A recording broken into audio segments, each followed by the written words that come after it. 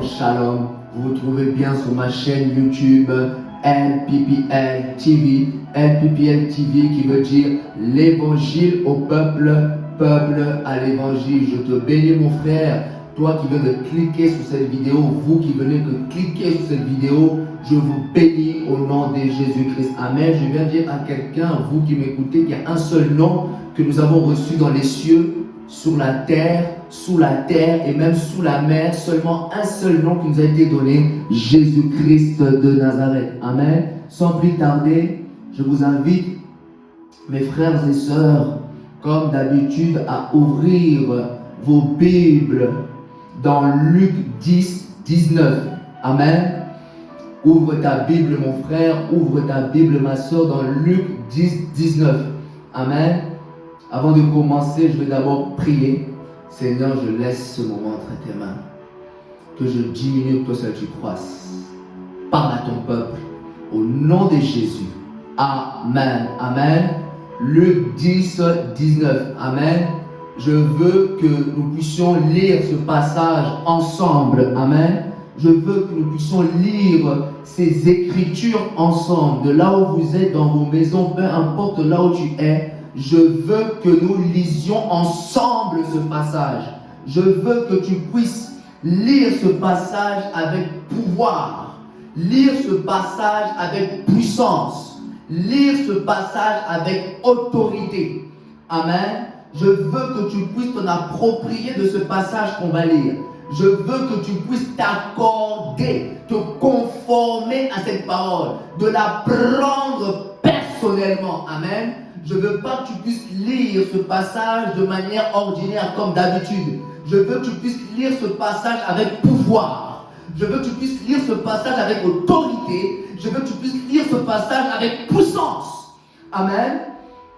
La parole que nous lisons, c'est pourquoi la Bible dit dans Hébreux 4, 12, car la parole de Dieu est vivante et efficace. Cette parole que nous allons lire maintenant, elle est vivante et efficace. Amen. La parole de Dieu est vivante et efficace. Lisons ce passage, Luc 10, 19, avec pouvoir, avec autorité et puissance. Amen. Luc 10, 19 nous dit, amen. Voici, je vous ai donné le pouvoir de marcher sur les serpents et les scorpions et sur toute la puissance de l'ennemi, et rien ne pourra vous nuire. Je viens de vous le lire selon la version Louis II. Pourquoi j'insiste sur Luc 10, 19? Tantôt tu es enfant de Dieu, mais tu ne comprends pas que tu as l'autorité. Tantôt tu es enfant de Dieu, mais tu ne comprends pas que tu as le pouvoir. Si dans ta Bible que tu lis tous les jours, que tu ne prends pas conscience que tu as le pouvoir, je vais te lire ce même passage dans une autre version. Je viens te lire ce passage dans la version Bible des peuples. Tout à l'heure, on a lu sur la version Louis II. Maintenant, je vais te lire sur une autre version. Tantôt, tu as la Bible version Louis II, mais tu ne comprends pas. Tantôt, tu lis ce passage que Dieu nous a donné le pouvoir, mais tu ne comprends toujours pas. Tu ne prends pas toujours conscience de ce pouvoir-là que tu as. C'est pourquoi je vais lire ce même passage selon 3 versions différentes. Parce que je veux que ce passage, que tu puisses le comprendre parfaitement dans ta vie chrétienne. C'est pourquoi la Bible dit dans toujours Luc 19, mais dans la version Bible des peuples, la parole déclare, voyez, je vous ai donné l'autorité pour piétiner serpents et scorpions et sur toute puissance de l'ennemi, et aucune arme ne vous atteindra. Si malgré ce passage que je viens de lire, toi qui es enfant de Dieu, toi qui es appelé, toi qui es enfant de Dieu, malgré ce passage que je viens de lire, si tu ne comprends pas que tu as le pouvoir en Jésus, je vais te le lire sur une autre version encore. Amen. Tout à l'heure, je vais le lire sur la version Louis II. Maintenant, je vais vous le lire sur la version Bible des peuples. Maintenant, je vais prendre une autre version. Si malgré cela, le fait que tu es disciple de Christ, le fait que tu es enfant de Dieu, tu ne comprends toujours pas que tu as le pouvoir, que tu as l'autorité, je vais te le lire maintenant dans la version Martin. Amen. Dans la version Martin, toujours dans le même passage, Luc 10, 19, la parole de Dieu déclare, voici, je vous donne la puissance de marcher sur les serpents, les scorpions et sur toute la force de l'ennemi et rien ne vous nuira. Est-ce que tu comprends maintenant? Est-ce que vous arrivez à comprendre maintenant? Dans la version Louis II et dans la version Bible des Pères, je veux que vous puissiez vraiment écouter attentivement. Amen. Parce qu'il y a la puissance de Dieu dans cette prédication. Il y a la puissance, l'onction de Dieu est dans cette prédication. Amen. Dans la version Louis II et dans la version Bible des Pères qu'on a lu au début, ils emploient le mot « je vous ai donné ». Dans la version Louis II, il dit « voici, je vous ai donné le pouvoir ». Dans la version Bible des Pères, ils disent « voyez ». Amen. Tantôt, tu n'arrives pas à voir que tu as le pouvoir en toi. Et c'est pourquoi la version Bible des Pères, il dit « voyez, je vous ai donné l'autorité ». Mais malgré cela, il y a des chrétiens qui ne comprennent toujours pas. C'est pourquoi j'ai dit dans la version Bible, dans la version Martin, il ne dit pas que je vous ai donné, comme dans la version Bible des peuples, ou comme dans la version du second, il dit je vous donne la puissance. Est-ce que vous comprenez? Il n'emploie pas le mot je vous ai donné. Mais dans la version Martin, il dit je vous donne. Donc dans la version Martin, il parle présentement. Est-ce que vous comprenez? Et vous dites, pourquoi dans la version Martin, il ne dit pas je vous ai donné, mais il emploie le mot je vous donne. Donc il parle de manière présentement maintenant. Dites-moi pourquoi. Pourquoi dans la version Martin ne dit pas je vous ai donné comme dans la version du second, ou comme dans la Bible des peuples, mais il dit je vous donne. Dites avec moi pourquoi. Amen. Vous savez, lorsque j'ai médité sur ces trois versions, j'ai compris la pensée du Seigneur. J'ai compris la pensée du Saint-Esprit. Pourquoi? Parce qu'au départ, écoutez, l'homme, lorsque nous remontons dans Genèse, l'homme avait reçu le pouvoir. L'homme, dans le jardin d'Éden, avait reçu l'autorité de Dieu. Est-ce que vous comprenez? C'est pourquoi la Bible dit dans Genèse 1, 28, Dieu les bénit et Dieu leur dit, soyez féconds et multipliez, remplissez la terre. À partir d'ici, soulignez maintenant. Et assujettissez-la et dominez sur les poissons de la mer, sur les oiseaux du ciel et sur tout animal qui se meut sur la terre. Répète après moi, sur tout animal qui se meut sur la terre. Vous allez comprendre pourquoi je dis ça. L'homme, dans le jardin d'Éden, au commencement, avait reçu le pouvoir, avait reçu la domination, l'autorité totale sur la terre. L'homme avait le pouvoir de Dieu sur la terre. L'homme avait le mandat de Dieu sur la terre. L'homme qui est Adam. Malgré cela, malgré le pouvoir que Adam a reçu dans le jardin d'Éden, Adam avait le pouvoir sur tous les poissons de la mer. Adam avait reçu le pouvoir de Dieu sur tous les animaux, de la terre, sur tous les oiseaux du ciel, pardon. Adam avait reçu le pouvoir de Dieu de dominer. Dans le jardin d'Éden, personne ne pouvait dominer sur Adam. C'est pourquoi j'ai dit, Adam avait le pouvoir sur tout animal. Dis avec moi, sur tout animal. Vous allez comprendre pourquoi je dis ça. Le lion, tous les animaux qu'il y avait dans le jardin d'Éden, que ce soit le serpent, le lion, le chien, peu importe, eux tous étaient sous la domination de Adam. Eux tous étaient sous la domination d'Adam. Est-ce que vous comprenez?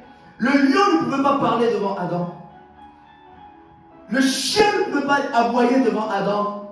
Parce que c'est Adam qui avait le pouvoir. C'est Adam qui avait l'autorité. Est-ce que vous comprenez cela?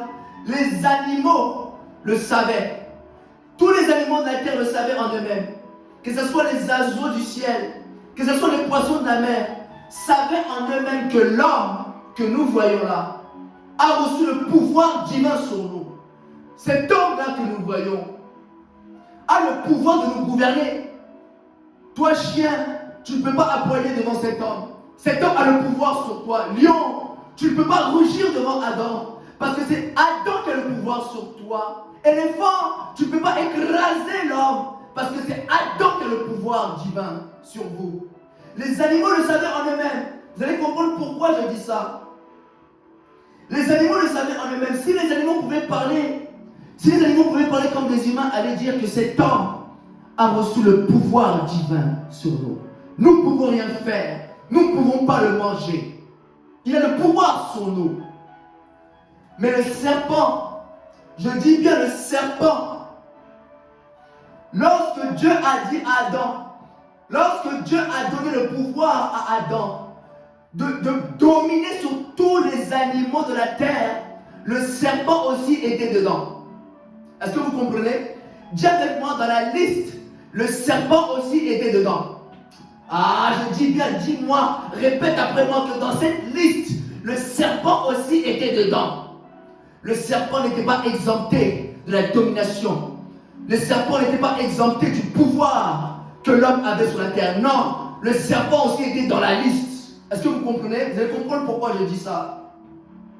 Le serpent faisait partie de cette liste-là. Mais lorsque le serpent s'est approché de l'homme, lorsque le serpent s'est approché avec ruse dans le jardin d'Éden, l'homme, Adam, n'a pas exercé son autorité. Lorsque le serpent s'est approché de lui, lorsque le serpent a dépassé la limite, l'homme n'a pas su exercer son autorité. L'homme n'a pas su exercer son pouvoir. Les intellectuels vont me dire, mais intellectuellement, le serpent ne s'est pas approché d'Adam. Mais le serpent s'est approché de Ève, la femme. Je vais vous dire oui, mais écoutez-moi bien. N'oubliez pas que dans le jardin d'Éden, Adam et Ève faisaient une seule chair. Est-ce que vous comprenez? Je vais vous le lire maintenant. Adam et Ève faisaient une seule chair. C'est pourquoi la parole déclare dans Genèse 2, 24. C'est pourquoi l'homme quittera son père et sa mère et s'attachera à sa femme, et les deux deviendront une seule chair. Adam et Ève spirituellement étaient un. Adam et Ève spirituellement étaient unis. Adam et Ève étaient une seule chair dans le jardin d'Éden. Est-ce que vous comprenez cela? Tantôt, d'autres vont me dire, qu'est-ce que tu veux dire par là, homme de Dieu? Je vais dire par là ceci. Je veux dire que le pouvoir que l'homme a reçu dans le jardin d'Éden, le pouvoir, l'autorité que l'homme a reçu de Dieu dans le jardin d'Éden, était aussi chez Ève. Le même pouvoir que l'homme a reçu directement de Dieu. Parce que Dieu a béni l'homme. Dieu a donné le pouvoir à l'homme. Ce même pouvoir se trouvait aussi chez Ève. Pourquoi? Parce que spirituellement, les deux faisaient une seule chair. Spirituellement, les deux faisaient un.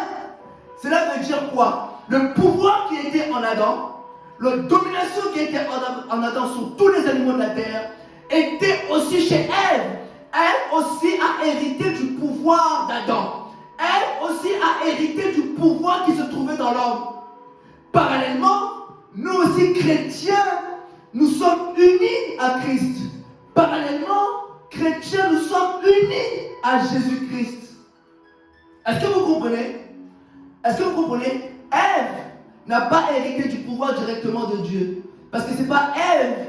Ève n'a pas parlé avec Dieu directement. C'est l'homme qui a reçu le pouvoir de dominer, d'assujettir la terre, d'entretenir le jardin d'Éden. Mais le fait que Adam et Ève étaient unis par les liens du mariage, spirituellement ils faisaient un. Cela veut dire que Ève a hérité du pouvoir de la domination, de dominer sur tous les animaux de la terre comme Adam. Ève avait aussi le pouvoir de dominer sur tous les animaux de la terre. Parallèlement, nous aussi, chrétiens, nous sommes unis à Christ. Parallèlement, nous, chrétiens, nous sommes un en Christ. C'est pourquoi la Bible dit dans 1 Corinthiens 6, 17, mais celui qui s'attache au Seigneur est avec lui un seul esprit. Amen. Qu'est-ce que cela veut dire? Ce que Jésus-Christ a, ce que Jésus-Christ possède, ce que Jésus-Christ détient est à moi. Est-ce que vous comprenez cela? Ce que Jésus-Christ a, ce que Jésus-Christ possède en lui, le pouvoir qu'il a en lui, est à moi.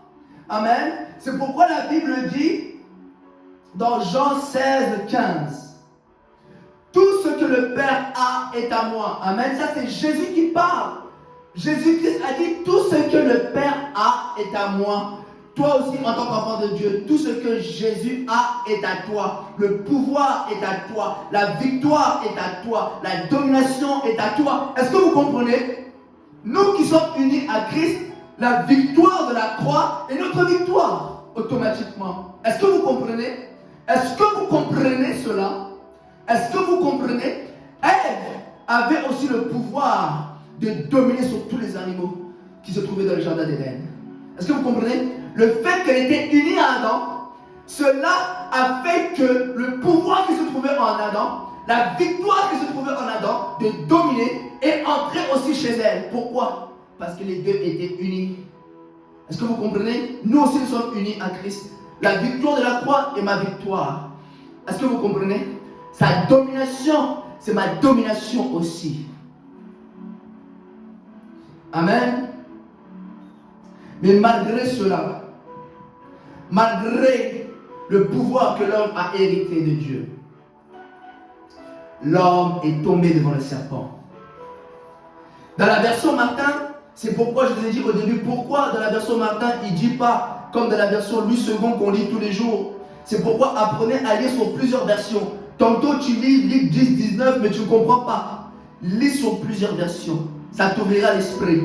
Amen. Dans la version Martin, il ne dit pas « je vous ai donné » comme dans la version Louis II ou dans la version Bible des peuples. Mais Martin vous dit « je vous donne ». Qu'est-ce que cela veut dire? Dis avec moi, qu'est-ce que cela veut dire? En d'autres termes, Martin, dans sa compréhension, est en train de dire « ce que l'homme a perdu dans le jardin d'Éden, le pouvoir que l'homme a perdu dans le jardin d'Éden, l'autorité que l'homme a perdu dans le jardin d'Éden, le retrouve aujourd'hui en Christ. » Ah, je ne sais pas si vous comprenez. Dans la version Martin, il dit « je vous donne la puissance ». Qu'est-ce qu'il est en train de dire? J'ai compris directement la pensée. Il est en train de dire que ce que l'homme a perdu, parce que la parole déclare « je vous ai donné », mais tantôt l'homme ne comprend pas son pouvoir. Je vous ai donné le pouvoir, mais vous ne le comprenez toujours pas. Je vous ai donné le pouvoir, mais vous ne l'exercez pas. Mais Martin a compris. Ce que l'homme a perdu dans le jardin d'Éden retrouve maintenant non seulement le pouvoir en Christ, il retrouve l'autorité en Christ, mais il retrouve aussi la puissance. Est-ce que vous comprenez? Ce que l'homme a perdu, le pouvoir, l'autorité que l'homme a perdu dans le jardin d'Éden, Jésus te le restaure. Jésus restaure ton pouvoir, Jésus-Christ restaure ton autorité et il ajoute de cela de la puissance. Amen. C'est pourquoi il a dit, je vous donne maintenant, aujourd'hui, je vous ai donné, mais vous ne l'avez pas exercé. Je vous ai donné, mais vous n'avez pas dominé. Maintenant, je vous donne la puissance. Ah, alléluia. Et c'est là le thème de mon message. Le thème de mon message est pouvoir, autorité et puissance. Est-ce que tu peux dire avec moi pouvoir, autorité et puissance? Je ne t'ai pas entendu, mon frère. Amen, amen, amen, amen. Je dis amen à ce que tu viens de déclarer. C'est pourquoi là je commence l'introduction de mon message. C'est pourquoi Jésus a dit aux apôtres dans Actes 1, 4. La parole déclare, il leur recommanda de ne pas s'éloigner de Jérusalem, mais d'attendre ce que le Père avait promis.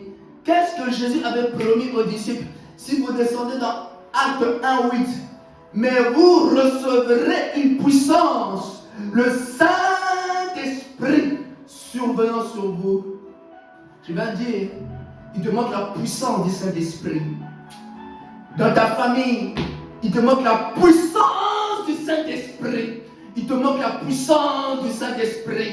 Tantôt, Dieu t'a donné le pouvoir, mais tu n'as pas su le mettre en pratique. Tantôt, Dieu t'a donné l'autorité, mais tu n'as pas su le mettre en pratique. Mais aujourd'hui, Dieu te dit, je vous donne. Je te donne la puissance. Tu as besoin de la puissance. C'est pourquoi Jésus avait dit aux disciples, ne vous éloignez pas de Jérusalem. Mais vous recevrez une puissance. Nous vivons dans un monde de puissance. Nous vivons dans un monde de puissance. Si tu n'as pas de puissance, ça ne sert à rien de prêcher l'évangile. Si tu n'as pas de puissance, ça ne sert à rien de te lever. Il faut la puissance. Tu as besoin de la puissance. La puissance impose le respect. La puissance impose le respect. Alléluia. Une personne qui a la puissance de Dieu en lui est différente dans sa génération. Tu vas être différent dans ta génération. Veux-tu être différent dans la génération que tu puisses maintenant recevoir la puissance de Dieu, parce que Dieu te donne cette puissance maintenant. Si tu es disposé, la puissance de Dieu te saisit maintenant. Quand la puissance du Saint-Esprit est en toi, tu parleras comme Jésus. Quand la puissance du Saint-Esprit est en toi, tu diras au vent et à la tempête, silence et tais-toi. C'est pourquoi lorsque les disciples ont vu Jésus-Christ parler à la tempête dans la barque, silence et tais-toi, quelle était la réaction des disciples? La réaction des disciples était, lisez la Bible, qui est cet homme à qui obéissent même le vent et la tempête? Qui est cet homme? Il dormait seulement la paume sur le coussin. Il s'est levé, il a seulement ordonné. Le vent et la tempête s'est tu. Qui est cet homme?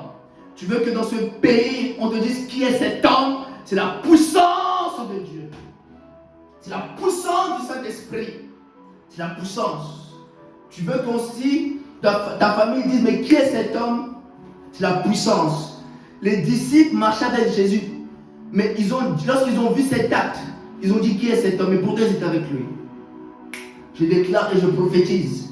Malgré ça fait des années que dans ta ville on te connaît. Quand la puissance de Dieu va te saisir, malgré qu'ils te connaissent, ils te diront qui est cet homme. Je te le dis, les personnes avec qui tu as grandi, les disciples étaient habitués à traverser dans la barque avec Jésus.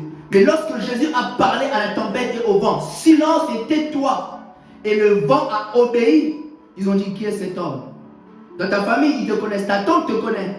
Mais lorsque la puissance du Saint-Esprit va descendre sur ta vie, ils diront, mais qui est cet homme? Est-ce que tu comprends? Celui qui a la puissance du Saint-Esprit, il parlera comme Josué. Josué a parlé au soleil. Soleil, arrête-toi sur Hébron. Et le soleil a obéi. Ne pensez pas, ce n'est pas tout le monde qui peut dire au soleil, soleil, arrête-toi, et le soleil s'arrête. Ce n'est pas tout le monde qui veut dire comme Jésus, tempête, silence et tais-toi, et la tempête obéit. Non, ils obéissent seulement à des hommes de puissance. Est-ce que vous comprenez cela?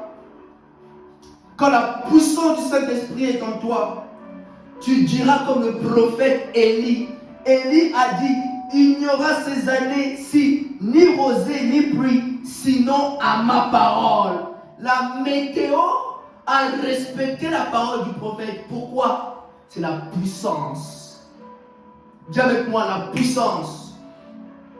Pharaon n'a pas voulu laisser de son plein gré le peuple d'Israël de sortir de la captivité de l'Égypte. Malgré que Aaron et Moïse insistaient pour la libération de leur peuple, mais Pharaon n'a pas voulu. C'est pourquoi l'Éternel a dit à Moïse, dans Exode 6.1, tu verras maintenant. Ah, je dis là maintenant, je déclare maintenant dans ta vie. L'Éternel a dit, tu verras maintenant ce que je ferai à Pharaon. Une main puissante le forcera à laisser aller. Une main puissante le forcera à les chasser de son pays. Qu'est-ce qui a fait que Pharaon puisse libérer le peuple d'Israël? C'est la puissance de Dieu. Dieu a besoin de la puissance. Pour que les gens puissent te respecter, c'est la puissance. Pour que les démons t'obéissent, c'est la puissance. Pharaon, malgré que Moïse faisait des allers-retours dans la maison de Pharaon pour dire laisse mon peuple, mais Pharaon n'avait pas laissé. C'est pourquoi l'Éternel a dit maintenant, une main puissante le forcera. C'est la puissance qui force. C'est la puissance. Pharaon, lorsqu'il a vu la puissance de Elohim se manifester, il était convaincu de laisser partir le peuple d'Israël. Est-ce que vous comprenez? Sans la puissance, Israël serait toujours dans la captivité. Sans la puissance, Israël serait toujours captif. C'est la main puissante de l'Éternel qui a libéré le peuple d'Israël. la puissance. Quel est le but de ma prédication aujourd'hui?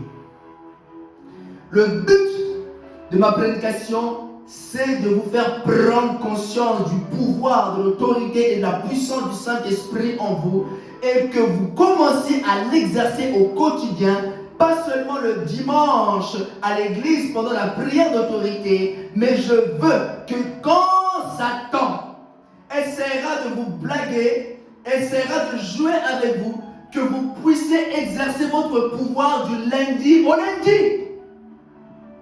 Amen. Le but de cette prédication, ce n'est pas que tu puisses exercer seulement ton autorité le dimanche lorsque le modérateur parle. Prenez l'autorité, mais lundi, tu ne prends pas l'autorité. Prenez l'autorité, je vais te dire une chose. Quand tu prends l'autorité le dimanche, le diable t'attend pas là. Le diable t'attend lundi. Le diable t'attend mardi. Parce que tu es plusieurs, tu parles. Le diable t'attendra lundi dans ta chambre. Le diable t'attendra mardi dans ta chambre. Le diable t'attendra, prends autorité, il te laisse. Mais il t'attendra dans la chambre. C'est pourquoi le but de ma prédication, c'est que tu puisses exercer ton autorité du lundi au lundi. C'est-à-dire que si le diable vient mercredi soir à 21h30, s'il vient, je déclare, il est écrit, sors. Il est écrit, nul ne tiendra devant moi. Est-ce que tu comprends? Le sujet de ma prédication, maintenant je rentre dans le vif. Le sujet de ma prédication, c'est que Satan doit rester par terre au nom de Jésus-Christ. Dis avec moi, Satan doit rester par terre au nom de Jésus-Christ. Je veux que lorsque tu le dis, tu vois Satan tomber au nom de Jésus-Christ.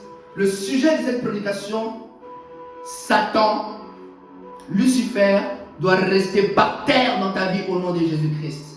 Je vais dire à quelqu'un, Satan ne peut pas tenir devant toi. Satan ne peut pas parler quand toi tu parles. La parole déclare, nul ne se tiendra devant toi. L'Éternel avait dit à Josué, dans Josué 6, dans Josué 1, 5, nul ne se tiendra devant toi. Satan n'a pas le pouvoir de se tenir devant toi. Satan n'a pas le pouvoir de tenir devant toi. Satan ne peut pas te résister. Satan n'a pas le droit de résister à ta famille. Satan n'a pas le droit de résister à ce dossier-là. Satan n'a pas le droit de résister à ton ministère. Il n'a pas le droit. Il ne peut pas tenir devant toi. Satan ne peut pas résister. Je vais te dire ce que tu déclares, ce que tu dis, ça reste ainsi au nom de Jésus. Satan ne peut pas contredire tes paroles. Satan ne peut pas contredire tes paroles, tes déclarations pour ta vie. Ce que tu dis, ça reste ainsi. Que le diable veuille ou non, il ne peut pas se lever devant la parole que tu prêches. Il ne peut pas se lever devant l'évangile que tu prêches. La parole déclare, nul ne se tiendra devant toi. Nul. Satan n'a pas le droit d'ouvrir un débat avec toi. Il n'a pas le droit de tenir debout devant toi. Tu as le pouvoir, tu as l'autorité, tu as la puissance du Saint-Esprit en toi. Ésaïe 54, 15 nous dit, si l'on forme des complots, cela ne viendra pas de moi. Quiconque se liguera contre toi tombera sous ton pouvoir. La parole déclare quiconque. Moi, dans le quiconque, j'ajoute Satan. Dans le quiconque, je mets Lucifer, dragon, Léviathan, sirène des eaux, sorcier, blocage, la mort. Celui qui se liguera, quiconque, que ce soit le sorcier de ta famille, quiconque qui se liguera contre toi, tombe sous ton pouvoir au nom de Jésus. Celui qui se lèvera en cette fin d'année contre toi, tombe sous ton pouvoir au nom de Jésus. Qui ose dans cette fin d'année, quiconque, la parole dit quiconque, si Satan ose, si les démons osent, si les sorciers osent, je te le dis, ils tomberont sous ton pouvoir. La Bible a promis qu'ils tomberont. Si la Bible dit qu'ils tomberont, c'est qu'ils tomberont. Est-ce que tu le crois? C'est pourquoi dans Proverbe 24, 16, la parole déclare, car cette fois le juste tombe et il se relève. Toi tu es juste. Dis avec moi, je suis juste. Cela veut dire que si jamais tu tombes, tu as le droit de te relever. Tu n'es pas condamné à rester par terre parce que tu es juste. La parole déclare car 7 fois le juste tombe, 7 fois le juste se relève. Mais Satan n'a pas le droit de se relever dans ta vie. Si Satan tombe, il n'est pas juste que Satan puisse se relever dans ta vie. Satan n'est pas juste pour se relever 7 fois dans ta vie. Satan n'est pas juste pour se relever, tu le mets à terre, il se relève, tu le mets à terre, il se relève. Toi, c'est pour toi. Toi, si tu tombes, l'ange éternel te relève. L'ange éternel te relève. Mais Satan, s'il tombe, il doit rester par terre au nom de Jésus. Est-ce que tu comprends? C'est pourquoi lorsque Jésus-Christ a envoyé les disciples en mission, les 70 disciples qu'il a envoyés en mission, et lorsque les disciples sont revenus avec joie, ils ont dit, Seigneur, ces mêmes démons, ces démons même, nous sont soumis en ton nom. Jésus-Christ leur répondit dans Luc 10, 18, vous pouvez noter, je voyais Satan tomber du ciel comme un éclair. Dis avec moi, je voyais Satan tomber du ciel comme un éclair. Lorsque les disciples ont exercé le pouvoir, pendant cela, Jésus-Christ voyait Satan tomber du ciel. Je vais dire à quelqu'un, moi aussi, je vois Satan tomber dans ta famille. Je vois Satan tomber dans ta maison. Je vois Satan tomber dans ton travail. Je vois Satan tomber dans ton ministère au nom de Jésus. Je vois Satan tomber la nuit quand tu dors. Je vois Satan tomber la journée. Je vois Satan tomber dans la vie de tes enfants au nom de Jésus-Christ. Dans ton mariage, je vois Satan tomber au nom de Jésus-Christ. Satan, sa place, c'est par terre. Amen. Une fois que le diable est à terre, comment nous devons faire? Comment nous devons exercer notre autorité maintenant? Comment nous devons exercer notre pouvoir? Comment nous devons exercer notre puissance? Amen. Luc 10, 19 nous dit, je reste toujours dans la version Martin. Voici, je vous donne, aujourd'hui, je vous donne la puissance de marcher sur les serpents et sur les scorpions, sur toute la puissance et sur toute la force de l'ennemi, et rien ne pourra vous nuire. Amen. Tu as la puissance du Saint-Esprit. Dans la version Martin, il dit je vous donne la puissance. Dans Louis II, il parle de pouvoir. Dans Bible des peuples, il parle d'autorité. Mais malgré cela, l'homme n'a pas exercé son autorité. Maintenant, dans la version Martin, si vous ne comprenez pas que vous avez eu le pouvoir pour l'exercer, maintenant je vous donne la puissance. Non seulement je vous restaure le pouvoir que vous avez perdu, je vous restaure l'autorité que vous avez perdue. En plus de cela, j'ajoute de la puissance. Et la puissance, c'est le Saint-Esprit. Amen. Tu dois maintenant marcher sur le diable. Tu dois le faire mal dans ta maison, dans ta chambre, dans ton lieu secret. Tu dois le faire mal à Satan. Tu as le pouvoir, tu as la puissance de marcher sur Satan, de marcher sur son royaume. C'est pourquoi la parole déclare dans Éphésiens 1, 21. Écoutez-moi bien. Au-dessus, j'aime ça. Au-dessus de toute domination, de toute autorité, de toute puissance, de toute dignité et de tout nom qui peut être nommé non seulement dans le siècle présent, mais encore dans le siècle à venir. Tu es au-dessus du diable. Tu es au-dessus des principautés. Tu es au-dessus de la maladie. Tu es au-dessus des sorciers. Tu es au-dessus de la pauvreté. Alléluia. Répète ces paroles avec moi. Dis, je suis au-dessus. Je suis au-dessus des principautés.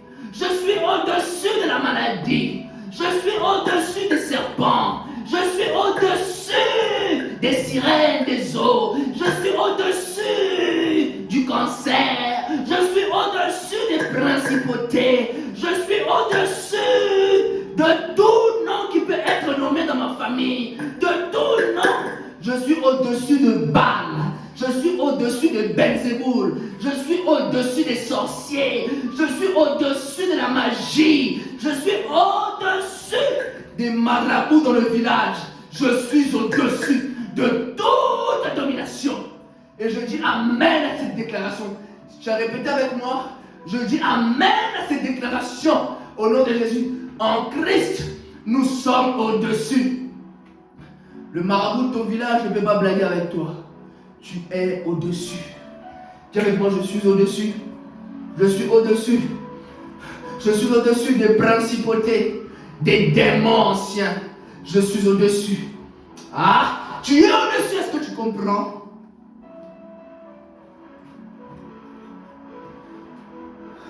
Lorsque vous allez dans Juge 6, vous les lecteurs de la Bible, lorsque Gédéon, par la recommandation de l'Éternel, Elohim lui dit, détruis l'autel de Baal qui est dans la maison de ton père.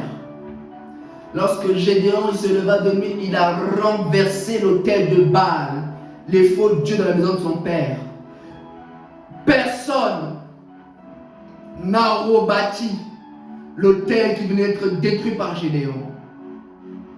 Ni sa famille, malgré que sa famille ont incité à Joas, le père de Gédéon, de faire quelque chose, de faire mourir Gédéon. Mais Joas a dit que si Baal est Dieu, qui se débrouille lui-même, ce que Gédéon a fait tomber dans la maison de son père, ni la tante, ni l'oncle, ni le cousin ont pu rebâtir, je dis bien, ce que tu détruis dans la maison de ton père, les faux dieux, ce que tu as détruit, personne ne pourra rebâtir au nom de Jésus. Dites-moi, qui a rebâti l'autel de Baal que Gédéon a détruit dans la maison de son père? Qui? Ah, la place de Satan est par terre. Ce que tu renverses dans ta famille, les autels de Baal, les sorciers, doivent rester par terre. Aucun oncle, aucun agent ne pourra rebâtir ce que tu détruis. Je te le dis, en tant que serviteur, si celui qui se lèvera, je ne sais pas si vous comprenez. Attendez, Josué 6, 26 nous dit, vous allez comprendre ce que je vais déclarer maintenant. Ce fut alors que Josué jura en disant, maudit soit devant l'Éternel l'homme qui s'élèvera pour rebâtir cette ville de Jéricho. Josué a dit, maudit soit celui qui rebâtira cette ville de Jéricho qui vient d'être détruite. Je vais te dire maintenant, en tant qu'enfant de Dieu, en tant que serviteur de Dieu, je le dis, je déclare, celui qui rebâtira, le démon qui se lèvera pour rebâtir, la maladie qui se lèvera pour rebâtir dans ta famille, je le maudis au nom de Jésus. Je le maudis. Je déclare, celui qui rebâtira ce que tu as détruit. Tu as détruit la maladie de ta famille. Tu as détruit la pauvreté de ta famille. Je dis maintenant comme Josué, celui qui se lèvera pour rebâtir la maladie que tu as détruite, pour rebâtir les sorciers que tu as brisés, pour rebâtir les autels de Baal que tu as brisés, je le maudis au nom de Jésus-Christ. Celui ou celle qui rebâtira ce que tu détruis dans tes prières, je le maudis au nom de Jésus-Christ. Je te dis, je le maudis au nom de Jésus. Je le maudis. Josué a maudit d'avance celui qui rebâtira Jéricho.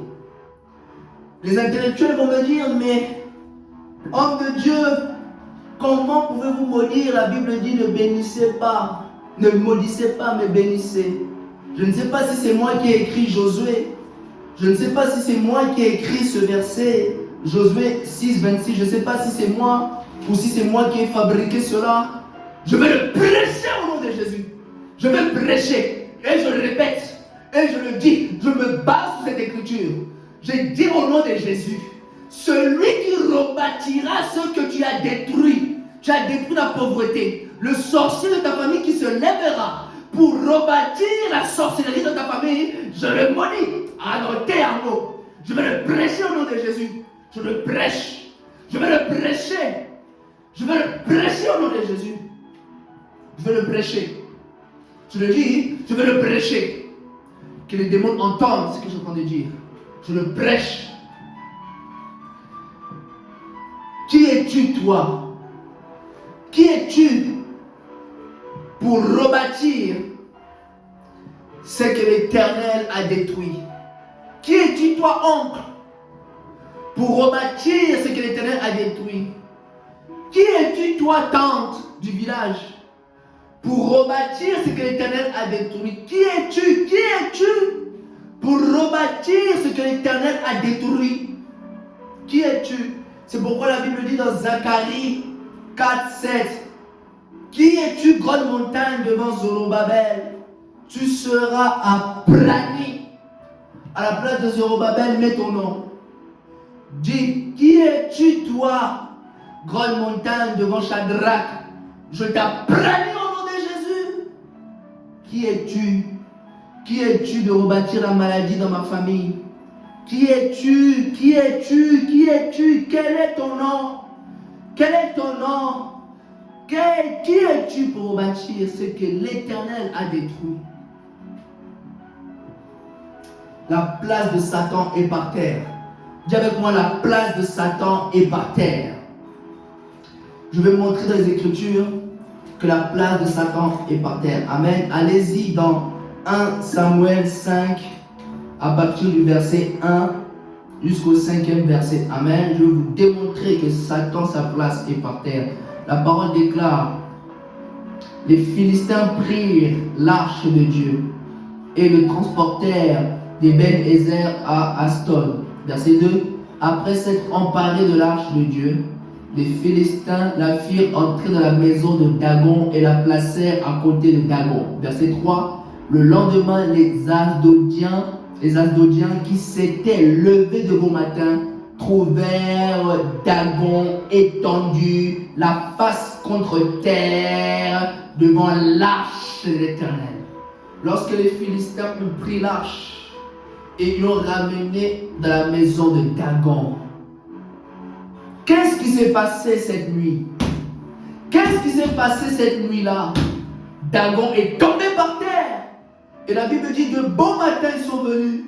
Ils ont vu Dagon étendu, la face contre terre, devant l'arche de l'Éternel. Ils prirent Dagon et le remirent à sa place. Celui qui remettra ce que tu as détruit sera maudit au nom de Jésus. Le lendemain, la Bible nous dit au verset 4, encore s'étant levé de bon matin, ils trouvèrent Dagon étendu, la face contre terre, devant l'arche de l'Éternel. La tête de Dagon et ses deux mains étaient abattues sur le seuil, et il ne lui restait que les troncs. À deux reprises, ils ont mis Dagon en face de l'arche. Ils ont mis Dagon en face de l'arche de l'Éternel. La nuit, Dagon est tombé. De bon matin, ils se sont levés. Ils ont vu que Dagon est tombé. Mais comment ça se fait? Comment ça se fait que Dagon est tombé? Ils ont réessayé encore. Celui qui va essayer, le résultat sera toujours la même. Par terre. La place de Satan est par terre. Devant l'Éternel. Celui qui vit en moi. Par terre au nom de Jésus. Dagon étendu la face. Ses deux mains étendues par terre. La place de Satan est par terre. Amen. Maintenant, reçois la puissance du Saint-Esprit maintenant. Reçois la puissance de Luc 10, 19. Voici, je vous donne la puissance de marcher sur les serpents, les scorpions et sur toute la force de l'ennemi et rien ne vous nuira. Jésus, dans ce passage, ne te dit pas, je vous ai donné le pouvoir. Jésus ne te dit pas, je vous ai donné l'autorité. Tantôt il t'a donné, mais tu n'as pas pris conscience. Tantôt il t'a donné le pouvoir, mais tu n'as pas su l'utiliser au moment voulu, au moment favorable. Tu n'as pas su l'utiliser au moment opportun, tu n'as pas su l'utiliser. Tu es tombé, l'homme est tombé. Tu n'as pas pris conscience. Mais maintenant, Jésus te dit maintenant, voici, je te donne la puissance de marcher sur les serpents et les scorpions et sur toute la force de l'ennemi. Et rien ne pourra te nuire. Je te donne la puissance, Jésus te dit maintenant. Je te donne la puissance. Non seulement il restaure ton pouvoir, ton autorité, mais il ajoute de la puissance. Je déclare maintenant, quand tu vas parler, il n'y aura plus de délai à tes paroles. Ça sera immédiat. La puissance que Dieu te donne, c'est l'immédiat. Il n'y a pas de discussion. Quand tu diras aux démons de quitter, vous savez, lorsque Jésus-Christ dit chasser les démons, il n'y a pas de combat spirituel là-dedans. C'est un ordre. Chasse. C'est un ordre. Chasse. Tu n'as pas besoin de combattre pour chasser un démon. Jésus te dit chasse. Chasser, c'est un ordre. Chasser, c'est maintenant. Les démons doivent obéir. Reçois cette puissance maintenant. Saisis-toi de cette puissance au nom de Jésus. Jésus te restaure. Il restaure ce que tu as perdu dans l'Éden. Il restaure le pouvoir, l'autorité que tu as perdu. Maintenant, tu as la puissance de Dieu. Maintenant, quand tu parles, le soleil s'arrête. Quand tu parles, le vent et la tempête s'arrêtent. Est-ce que tu le crois? Laisse-moi prier. Laissez-moi prier pour vous. Père, déclare que le pouvoir, l'autorité et la puissance maintenant tombent sur eux. Maintenant, ça tombe. Je déclare, ça tombe maintenant dans leur chambre. Maintenant. Celui qui est disposé, qui lève ses mains, la puissance tombe sur lui maintenant. Maintenant, à l'instant même, ses mains sont touchées, tout son corps. Ça commence du pied et ça monte. Ça commence du pied et ça monte.